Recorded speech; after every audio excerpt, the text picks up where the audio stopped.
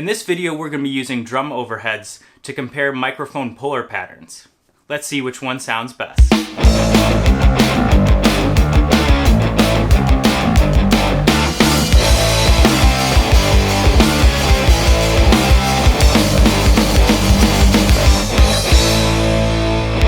As always, I'll leave a timestamp up top to make sure that you can skip my talking and go straight to the sound samples if that's what you wish. But for those who would like to learn a little bit more, let's get into it. Today I'm going to be using a pair of Avantone pencil condenser microphones.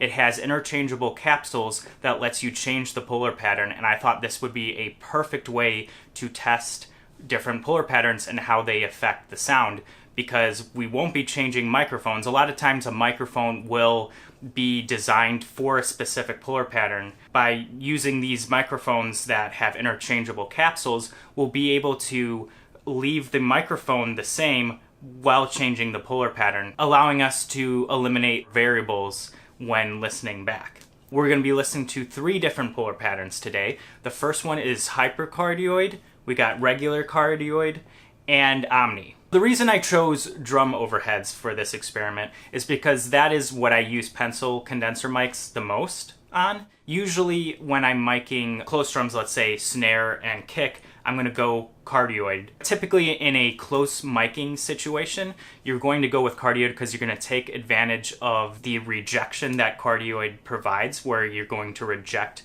the sides and mostly behind and just get the direct source, which is usually the goal with close miking. And you'll also take advantage of the proximity effect, which could be desirable in certain situations. So we got cardioid and hypercardioid, and then we also have omnidirectional. Omni is all the way around equally. So it's gonna pick up front, back, sides, all equally. So that's gonna give you the most amount of room sound. And in this specific case, we're not having a room microphone. So my setup today is going to be the Avantones. And then I'm also going to have a SM57 on snare and an Audix D6 on the kick. One other polar pattern to mention is figure 8, which is probably more popular than hypercardioid, but I wanted to keep the microphone the same, and I don't have a microphone that uses figure 8.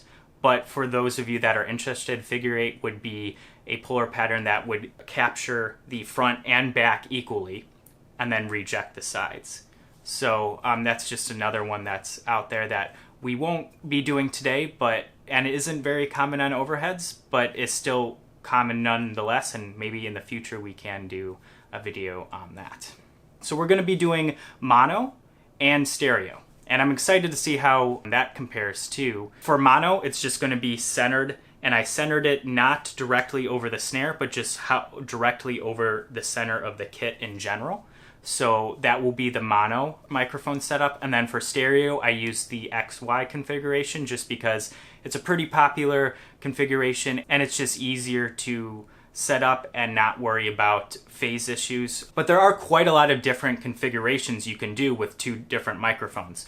So if that's something you're interested in and seeing how the different configurations using the same polar pattern but then setting the microphones up in different arrays, how that affects the sound, let me know in the comments, and maybe we could do that in a future video, because I think that would be very interesting as well. Alright, without further ado, let's go ahead and listen to the sound samples. We'll listen to the mono versions first with all the different setups, and then we'll listen to stereo with all the different raw and processed examples.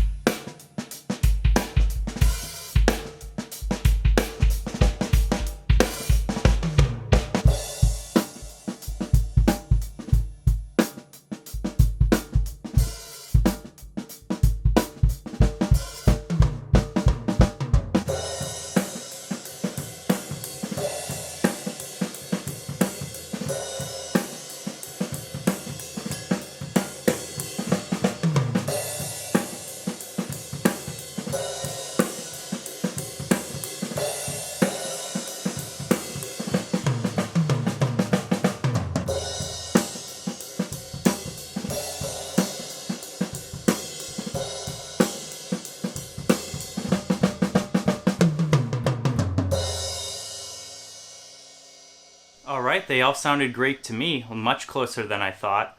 For mono, I would say my favorite was probably Omni in this scenario, just because there was no room microphone and I like having a lot of room sound. But if there was a room mic, then I would definitely say Cardioid, because it was just cleaner and I felt like it picked up the cymbals a little bit more. Now, I mixed the Cardioid first before all the other ones, so that was before my ears were getting fatigued and I was able to like focus a little bit more on it, so that could have been part of it. But overall, I thought they all sounded good. I would say Hyper-Cardioid I wouldn't use on the mono mic, just because it's a little too specific and I felt like it didn't pick up the whole kit. I lost some of the crash cymbals and it was mostly just ride and hi-hat. But for stereo, Hyper-Cardioid sounded fantastic, and it actually almost widened the stereo sound because it was more specific to each side. And when I panned the microphones left and right, which by the way, that's how they were panned on all of the recordings, were hard left and right 100%. It really allowed you to hear the individual cymbals more on each side of the drum kit. Now Cardioid, regular Cardioid still sounded fantastic. But Omni, I would say, was a little overkill on the stereo. There was too much going on and it wasn't as clear, especially if there was a room mic involved, then it would just be way too much. So that's just my 2 cents. So I would say my favorite would be Omni mono, and then Hyper-Cardioid for stereo, maybe tied with Cardioid depending on the sound you're going for. Same with mono. I would say if you wanted a cleaner sound, then I would go Cardioid. I think I would rarely use Omni in stereo. I can't really think of many situations unless I was just going for a really garagey sound and I didn't have a ton of mics to work with and I wanted to get as much room sound as possible, then I might do that.